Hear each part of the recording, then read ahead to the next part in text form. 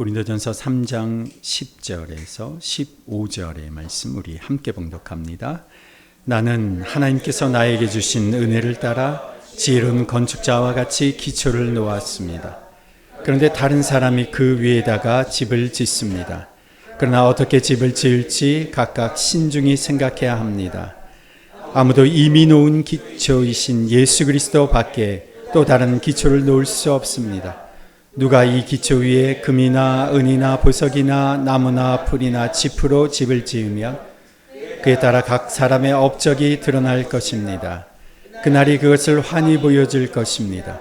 그것은 불에 드러날 것이기 때문입니다. 불이 각 사람의 업적이 어떤 것인가를 검증하여 줄 것입니다. 어떤 사람이 만든 작품이 그대로 남으면 그는 상을 받을 것이요, 어떤 사람의 작품이 타버리면 그는 손해를 볼 것입니다.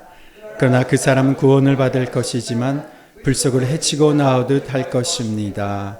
아멘, 아멘. 제가 초등학교 2학년이나 3학년 때 일입니다. 학교 끝나고 집에 갔는데 대문이 잠겨 있었습니다.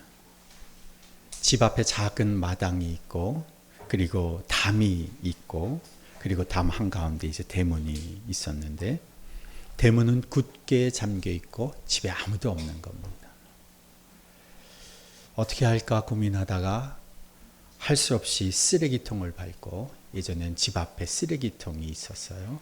시멘트로 된 쓰레기통을 밟고 담 위에 올라가서 담장 위에서 집안 마당으로 뛰어내렸습니다. 멋지게 점프해서 사뿐히 마당에 안착하려고 하는데 아플싸 빨랫줄에 다리가 걸린 겁니다. 발이 닿지 않고 머리가 바닥으로 내려오다 보니까 손으로 제가 짚었는데 손이 엄청 아팠습니다. 나중에 알고 보니 팔이 부러진 거죠. 근데 나중에 어머니가 돌아오셨는데 팔이 부러졌는데도 불구하고 아프다고 말을 못했습니다. 그래서 방에서 잠이 들었는데 애가 자면서 너무 끙끙거리면서 앓고 있으니까 엄마가 무슨 일이 있는 것을 눈치채고는 저에게 캐물으셨어요. 그제서야 제가 자초지종 말하고 병원에 가서, 그 당시는 접골원에 갔습니다. 여러분, 접골 가서 깁스를 했던 적이 있습니다. 왜 아프다고 말을 못했을까?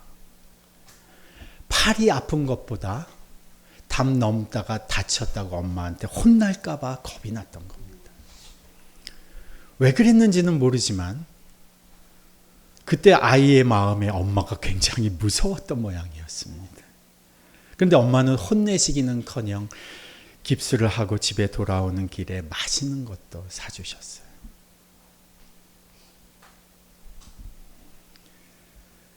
우리를 대신해서 십자가에 죽으시고 3일 만에 부활하셔서 하늘로 승천하신 예수님께서 다시 오실 때는 심판의 주로 오십니다.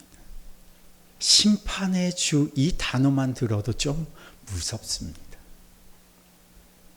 사도행전 17장 31절에 보면 하나님께서 세계를 정의로 심판할 날을 정해 놓으셨고, 그 심판의 날에 하나님께서 정하신 사람을 내세워서 심판하신다고 하셨는데 그 정하신 사람이 예수님이십니다. 요한복음 5장 22절에도 아버지께서는 아무도 심판하지 않으시고 심판하는 일을 모두 아들에게 맡기셨다. 심판하시는 분이 예수님이시라는 거죠. 이 심판이라는 단어만 들어도 좀 두렵습니다. 그래서 이제 심판이라고 하는 이 주제는 교회에서 거의 다뤄지지가 않습니다. 저도 제 설교 파일을 쭉 살펴보았는데 심판에 대해서 설교해 본 적이 거의 없어요.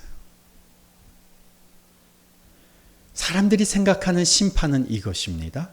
하나님을 거부하는 자들, 하나님을 인정하지 않는 죄악되고 부패한 인생들에게 하나님께서 준엄한 형벌과 영원한 파멸, 지옥이 임하는 그 심판, 이것이 사람들이 생각하는 심판입니다. 불의한 자, 범죄한 자, 경건치 못한 자, 믿음에서 떠난 자, 우상 숭배하는 자, 하나님을 인정하지 않는 자에게 임하는 엄중한 심판입니다. 마태복음 25장에도 보면 예수님께서 천사들과 함께 영광에 둘러싸여서 이 땅에 오실 때에 그때 모든 민족을 그의 앞에 불러 모으고 목자가 양과 염소를 가르듯이 사람들을 오른쪽 왼쪽으로 갈라놓으시고 왼쪽에 있는 사람들에게 말씀하시기를 저주받은 자들아 내게서 떠나서 악마와 그 졸개들을 가두려고 준비한 영원한 불 속으로 들어가라. 이 불 속으로 떨어지는 심판, 이것이 우리가 생각하는 심판입니다. 그러나 우리가 간과하는 심판의 다른 양상은 믿는 자에 대한 심판입니다.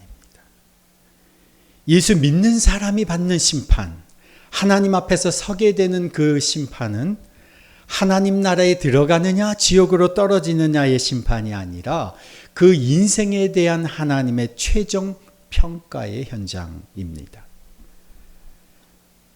다시 말씀드리면 하나님의 심판은 똑같이 모든 사람에게 동시에 임하지만 하나님 나라에 입성할 수 있는가를 심판하는 심판이기도 하고 하나님 나라의 입성이 허락된 자에게 그 사람의 삶에 대한 평가로서의 심판이기도 한 겁니다. 이것이 심판의 이중성인 것이죠. 예수님이 심판하시는 그날의 심판은 믿지 않는 자에게 그리고 믿는 자에게 이중적으로 임하신다는 거죠. 모든 인간이 그 사람이 예수님을 믿든 안 믿든 주님의 심판대 앞에 선다는 것에서는 공평합니다. 하나님을 인정하지 않던 인생들에게 그 심판의 때는 영원한 형벌과 대가를 치러야 하는 심판대이기에 두려운 현장이 될 것입니다마는 믿는 우리에게는 그것이 지옥으로 떨어지거나 형벌을 치러야 하는 심판대는 아니라는 점에서는 안심이지만 내 인생의 평가를 주님이 내리신다는 점에서는 역시 떨리는 현장이 될 것입니다. 여기서 우리가 확인하고 넘어가야 하는 것이 마지막 심판 때에 예수님을 믿는 자의 그 인생에 대한 주님의 최종 평가가 있다고 해서 우리가 영원한 하나님의 나라에 들어가는 것이 우리가 살아가던 우리의 삶의 결과, 우리의 노력의 결과로 되어지는 것은 아니라는 사실이죠. 우리가 하나님 나라에 들어가는 것은 전적으로 우리를 위하여 죽으신 예수 그리스도를 믿음으로 얻게 되는 축복입니다. 예수님이 심판 때 1차적으로 보시게 되는 바로 것이 이 사람이 자신을 구원하시는 이 예수 그리스도의 은혜를 인정하느냐 그 믿음을 보시는 것이죠. 여기에서 그 사람이 가야 할 길이 나눠지는 겁니다. 그리고 나서 믿음이 있는 자에게 하나님 나라가 허락된 자에게 이 땅에서의 삶에 대한 평가가 있게 되는 것입니다. 하나님 나라에서 살게 되는 영원한 하나님 나라에서 무엇을 누리며 살게 될 것이냐에 대한 재판인 겁니다. 이것을 사람들은 흔히 이렇게 표현하죠. 상급이 주어지는 심판이다. 상급이 결정되는 심판이다. 여기서 어떤 분은 이렇게 말씀하시는 분이 계실 겁니다. 전 직접 들었어요. 이렇게 말씀하시는 분이 계세요. 내 힘으로 내 노력으로 하나님 나라에 들어가게 된 것도 아닌데 들어가는 것만 해도 감지덕지고 그 천국에서 영원토록 사는 것만 해도 행복한 일인데 거기서 앞자리, 좋은 자리, 큰 면류관을 쓰고 큰 상을 누리며 살아가는 것 나는 별로 관심 없다. 하나님이 그렇게 째째한 분이실 것 같지 않다. 하나님이 하나님 나라에서 이 사람은 앞자리에 저 사람은 맨 뒷자리에 두시고 그렇게 차별하실 것 같지는 않다. 하나님이 그렇게 인간을 하나님 나라에서까지 차별하시겠느냐. 그렇게 묻는 분이 계십니다. 어떻게 보면 일리가 있는 말 같지만 정말 그럴까요? 미국에서 한때 대형 교회 몇몇 목사님들이 주장하셨던 바도 이와 비슷합니다. 하나님께서 사랑이 많으시고 자비가 많으시고 그리고 우리를 지극히 사랑하셔서 하나님의 아들 예수님을 이 땅 가운데 보내주시고 십자가에 죽기까지 하게 하셨는데 그 하나님이 예수님 믿지 않는다고 우리를 지옥에 보내시지는 않을 것이라는 거예요. 그것은 사랑의 하나님이 아니다. 우리는 사랑의 하나님을 믿는다. 이렇게 말하면 몇 분들이 계셨어요. 인간이 생각하는 인간이 생각하는 공평, 인간이 생각하는 사랑, 이것은 성경이 말하는 바와 다를 때가 참 많습니다. 북한 선교 월간지에서 소식지에서 소개된 내용인데요. 우연히 식량을 구하러 중국 접경지대에 나왔다가 그곳에서 복음 사역자를 만나서 복음을 듣고 예수를 믿게 되어서 작은 소책자 성경, 그 작은 성경 아시죠? 저희 지난번 수련회 때 오신 분들 한 권씩 드렸는데 요만한 성경이죠. 요만한 성경을 들고 이제 북한으로 돌아간 여자분이 계셨습니다. 북한에서 성경을 소지한 것이 발각되면 즉시 체포되고 강제 수용소로 보내지는 그런 상황이 늘 벌어지는데도 불구하고 이 여인이 이 성경을 읽으면서 은밀하게 복음을 전하기 시작했습니다. 그리고 중국 접경지대 다시 나올 때마다 작은 성경을 몰래 더 가지고 들어가서 성경을 사람들에게 나누고 그리고 가정교회를 수십 개를 은밀하게 개척을 했습니다. 그런데 결국은 그것이 발각돼서 강제 노동 수용소로 보내지고 그렇게 소식이 끊어졌습니다. 그런데 나중에 그 같은 수용소에 있다가 탈출한 사람을 통해서 그 여인의 소식을 듣게 됩니다. 그곳에서도 그 강제 노동소에서도 그 고된 노동의 현장에서도 복음을 전하면서 살다가 결국 영양실조로 죽었다고 합니다.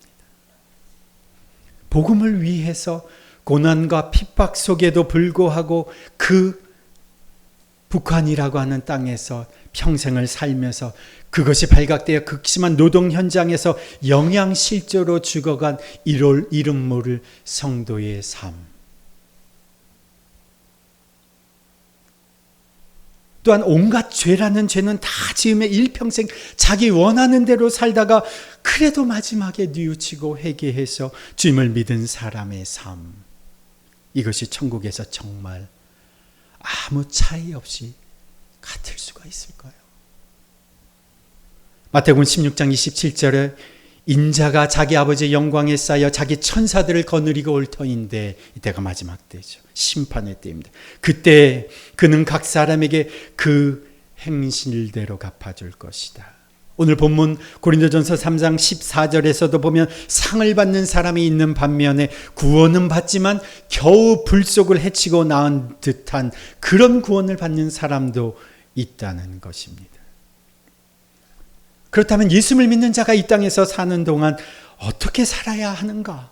마지막 심판 그 이후를 우리는 어떻게 준비하며 살아야 할지를 오늘 본문이 우리에게 가르쳐 줍니다. 우리 10절 말씀, 본문 10절 말씀 우리 함께 봉독합니다. 나는 하나님께서 나에게 주신 은혜를 따라 지혜로운 건축자와 같이 기초를 놓았습니다. 네, 거기까지만 읽겠습니다. 나는 하나님께서 나에게 주신 은혜를 따라 지혜로운 건축자와 같이 기초를 놓았습니다. 바울이 기초를 놓았다고 말합니다. 바울은 전혀 복음이 들어가지 않은 지역에 들어가서 처음으로 복음을 전한 사람이었습니다. 그게 바로 기초를 놓는 일입니다. 그것이 하나님이 바울에게 주신 사명입니다. 무슨 기초를 놓았습니까? 11절 말씀에 아무도 이미 놓은 기초이신 그리스도 예수 밖에 또 다른 기초를 놓을 수 없습니다. 바울이 놓은 기초는 바로 예수 그리스도입니다. 영원한 생명을 누리는 그리스도인들은 이 기초 외에 다른 기초를 놓을 수도 없고 놓아서도 안 됩니다. 이 기초이어야 그리스도인입니다. 이 기초이어야 제대로 된 가정입니다. 이 기초가 있어야 그곳이 제대로 된 교회 공동체입니다.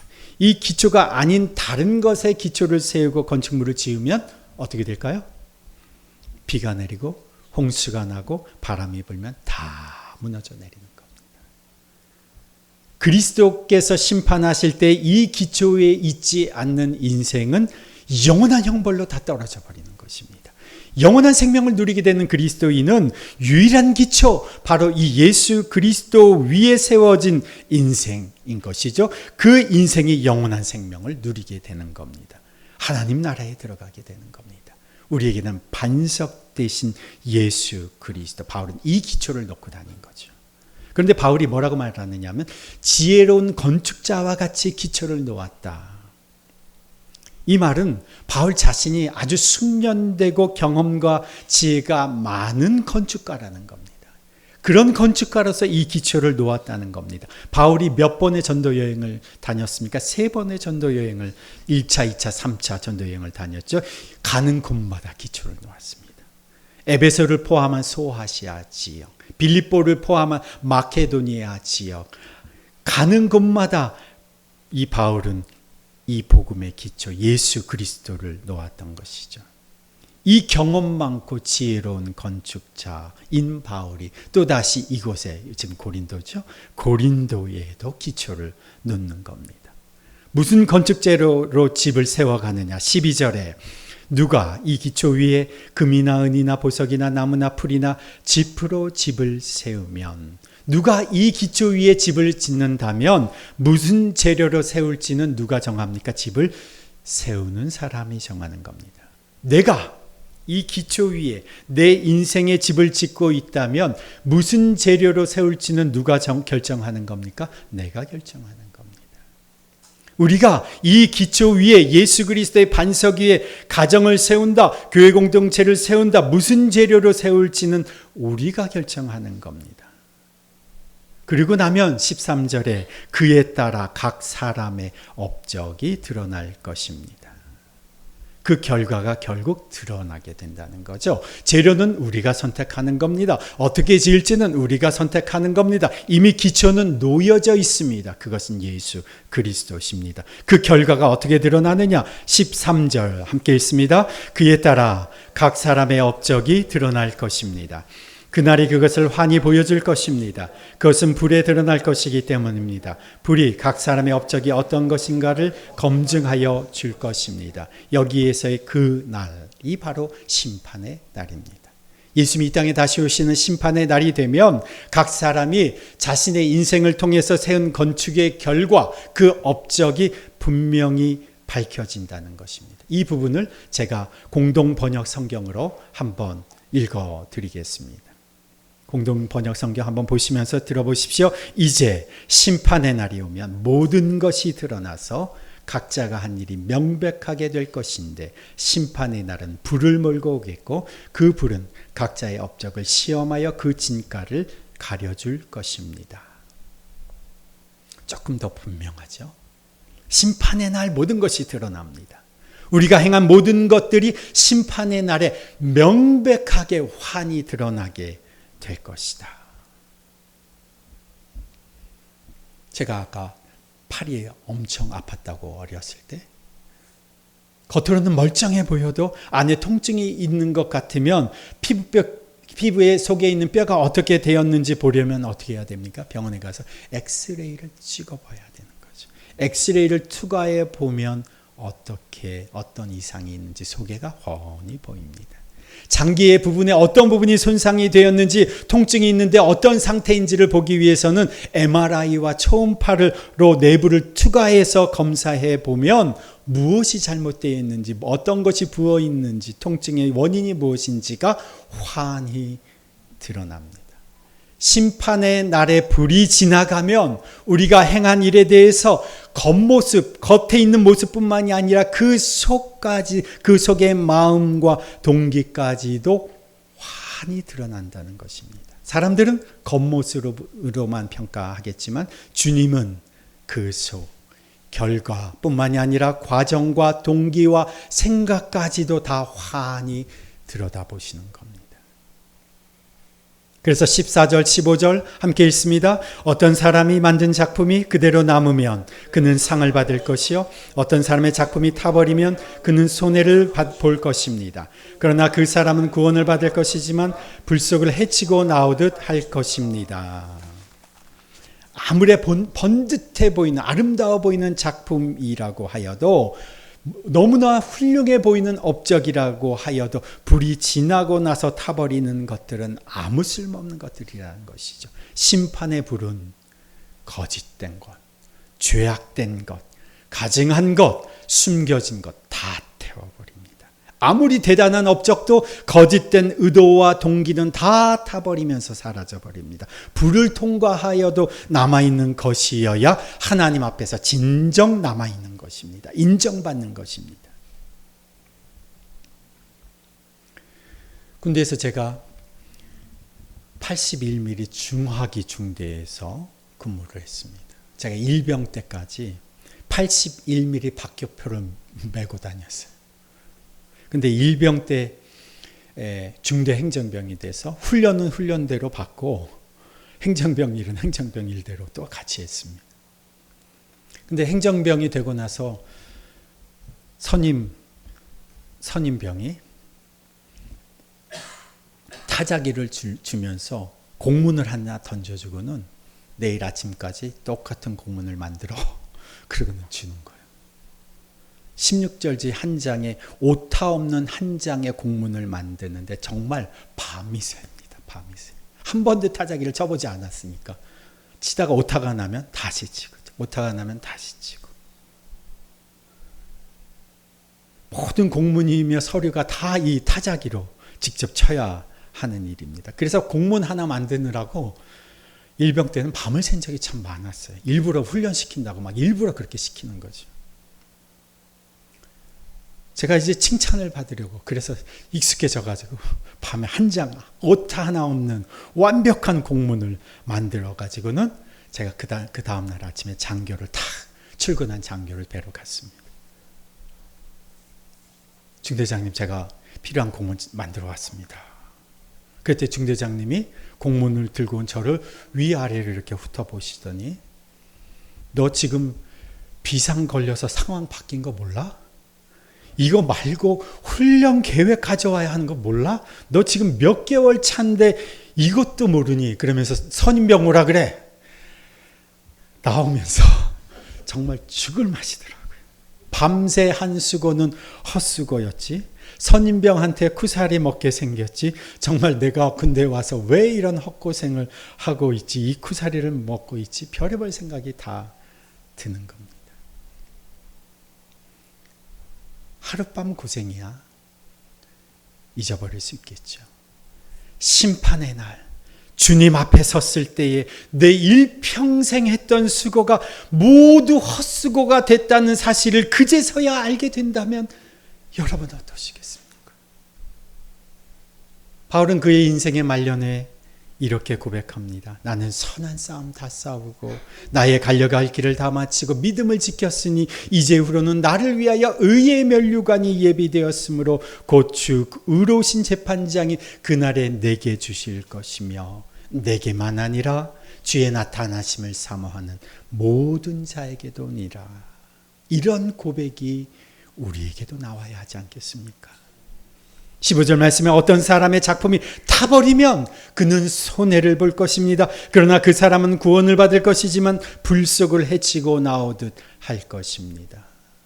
불을 지나고 나서 심판대를 통과하고 나서 일평생 일궈온 것들이 전부 타버리고 나면 그 사람은 그래도 구원은 받습니다마는 그 일평생의 수고와 노력이 잿더미가 되어버리고 겨우 구원만 받는다면 그 얼마나 애석한 일이겠습니까?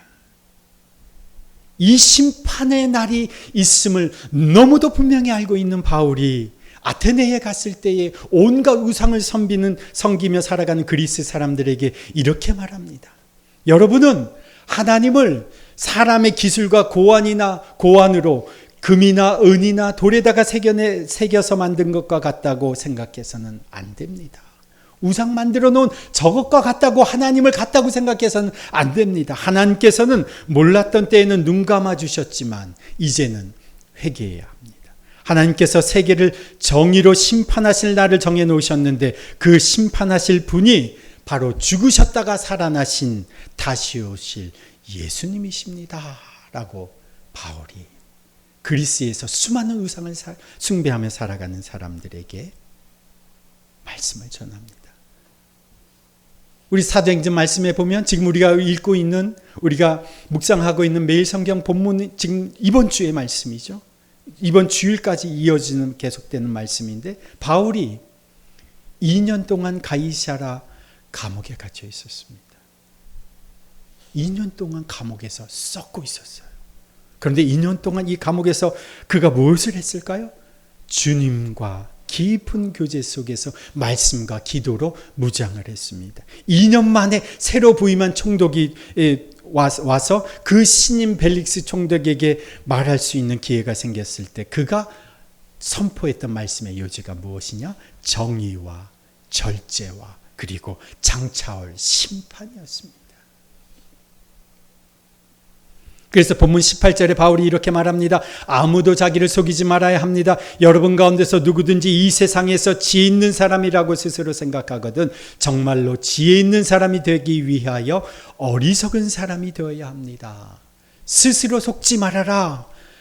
세상 사람들이 성공이라고 말하는 것이 정말 성공이 아니라는 거죠. 세상 사람들이 대단하다고 인정하는 것이 정말 대단한 것이 아니라는 거죠. 스스로 기만당하지 말아라. 정말 지혜로운 사람은 어떤 사람입니까? 세상에서 볼 때는 어리석은 사람이라는 거예요. 업적을 자랑하고 누군가의 친분을 자랑하고 출신 가족 배경을 자랑하고 가진 재산을 자랑하고 학벌을 자랑하고 살아가는 이런 사람들의 그 모든 것들은 헛된 것이고 어리석은 것이다. 정말 지혜로운 것은 그리스도 한 분 그분의 터 위에 영원히 기억되고 보존되는 재료로 우리 자신을, 우리 가정을, 우리 교회 공동체를 세워가는 것이다. 그렇다면 불을 통과하고도 영원히 사라지지 않는 이 재료들은 무엇일까? 심판의 불을 통과하고도 영원히 사라지지 않을 이 영원한 재료들은 무엇이 있을까? 지난 금요일 기도회 때 권사님이 이런 말씀하셨어요. 목사님, 작년 여름 삼복더위 기간에 우리가 초롱꽃 마을 다닌 거 기억하시나요? 이렇게 물어보셨어요. 네, 기억하죠. 그때 우리가 초롱꽃 마을 전도 다닐 때 임성녀 권사님, 지금 의정부로 이사 가신 임성녀 권사님하고 권사님 두 분이서 이런 얘기를 하셨답니다. 아무래도 우리가 이곳으로 나중에 옮겨올 것 같아. 그때는 빈 땅이 많았고 어떻게 이곳으로 올지 정말 가진 것도 없고 방법도 몰랐지만 두 분이서 그렇게 말씀을 하셨다고 합니다. 그 삼복더위의 계단을 오르내리면서 정말 땀을 줄줄 흘렸죠. 지역 영혼을 향해 우리가 함께 기도하며 눈물을 흘렸죠. 땀을 흘렸습니다. 이 눈물과 땀은 영원히 남게 될 것입니다. 사람들이 추구하는 것들은 불을 통과하고 나면 다 재로 변해버리겠지만 주님을 향한 우리의 헌신, 영혼을 향한 우리의 섬김, 복음을 향한 우리의 수고, 교회 공동체를 향한 우리의 봉사, 하나님 나라를 위하여 당하는 우리의 고난과 시련, 때로는 불편함과 어려움, 이웃을 향한 우리의 땀과 눈물, 우리의 봉사와 섬김, 우리 지체들을 위해서 드려지는 우리의 기도, 우리의 예물, 정성스러운 우리의 헌금, 사람들에 대한 환대와 배려, 어려운 자를 위한 작은 손길과 나눔, 이런 것들은 불을 통과하여도 사그러들지 않는 영원한 재료들입니다. 이러한 재료들은 영원히 하나님 나라에 남게 되는 것입니다. 하나님 나라에 보면 그곳에는 수정과 녹보석과 옥보석과 셀 수 없는 보석으로 치장되어 있는 그곳에 우리가 건축한 그 재료들이 하나님 나라에서 우리가 누리는 자산이 될 것입니다. 그래서 고린도전서 오늘 본문 3장 18절 19절에 여러분 가운데서 누구든지 이 세상에서 지혜 있는 사람이라고 스스로 생각하거든 정말로 지혜 있는 사람이 되기 위하여 어리석은 사람이 되어야 합니다. 정말로 지혜 있는 사람이 되기 위해서 우리는 세상이 어리석다고 여기는 그것을 영원을 위해서 일부러 선택하는 것이라는 거죠. 손해보게 되는 것, 분명 남는 게 없는데, 분명 미치는데도 불구하고 그것을 선택하고 아끼지 않는 겁니다. 내 것, 내 시간, 내 물질 들이면서도 때로는 내가 욕을 먹고, 내 가진 잔고가 없음에도 주님의 잔고를 어떻게든 채워 넣으려고 하고, 가장 많이 투자하고 하면서도 혜택은 가장 적게 누리는 자가 되려고 하는 것은 심판 그 이유를 생각하는 진정한 지혜가 있기 때문에 그렇습니다. 심판 그 이후에 그 사람의 진가가 드러나는 겁니다. 그 인생의 진가는 불을 통과하고 나서야 드러나는 법입니다. 지금은 다 가려져 있죠. 그러나 불을 통과하고 나면 내 안에, 내면의 생각과 동기까지 보이지 않는 곳에서의 그 모든 것들까지도 샅샅이 드러나게 되는 것입니다. 심판이 있는 것은 우리를 겁주시거나 두렵게 하시려는 것이 아니라 우리를 지극히 사랑하시는 하나님께서 심판 그 이후에 정말 좋은 것을 우리에게 누리게 하시려는 것입니다.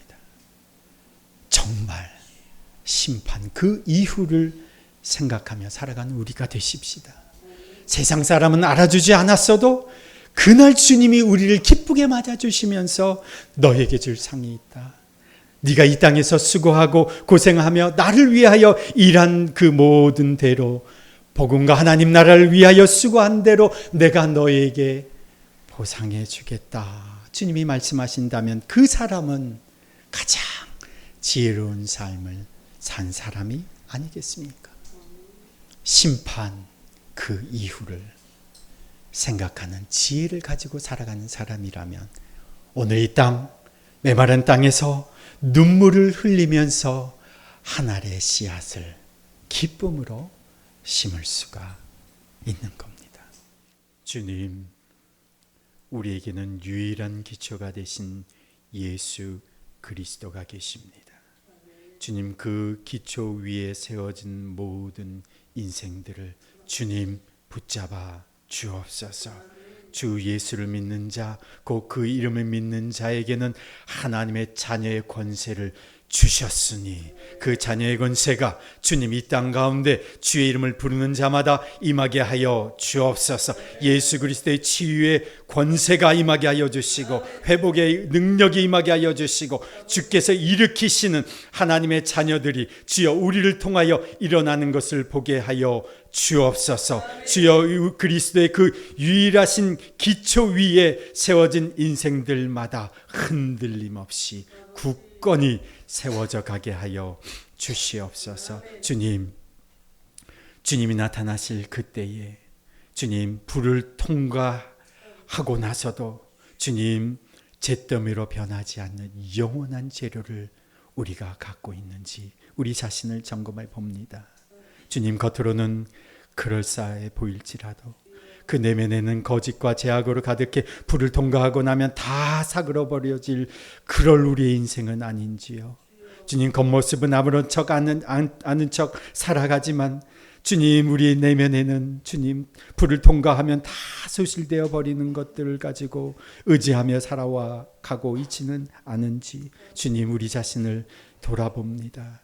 주님, 예수 그리스도의 반석 위에 세워진 우리의 인생 이제는 정말 지혜로운 자로 살아가게 해주십시오. 심판 그 이후를 준비하며 살아가는 자가 되게 해주십시오. 불에 타버릴 것들에 연연하며 살지 않게 해주십시오. 영원한 재료들로 하나하나 우리의 인생을 굳건하게 건축하게 하여 주옵소서. 눈물의 기도와 수고의 헌신으로 대가를 치르는 순종과 일부러 어리석음을 선택하는 용기로 우리의 인생을 건축하게 하여 주옵소서. 그리하여 심판 그 이후에도 주님과 함께 우리가 일생 동안 수고했던 우리의 업적이 하나님 나라에서 우리의 영원한 자산으로 남고 그것을 누리게 되는 우리 인생 되게 해 주옵소서. 이제는 우리 주 예수 그리스도의 은혜와 하나님 아버지의 무한하신 사랑과 성령님의 교통하심이 심판 그 이후를 준비하는 참 지혜자로 살기로 결단하며 이제 세상으로 나아가는 주님의 백성들 위에,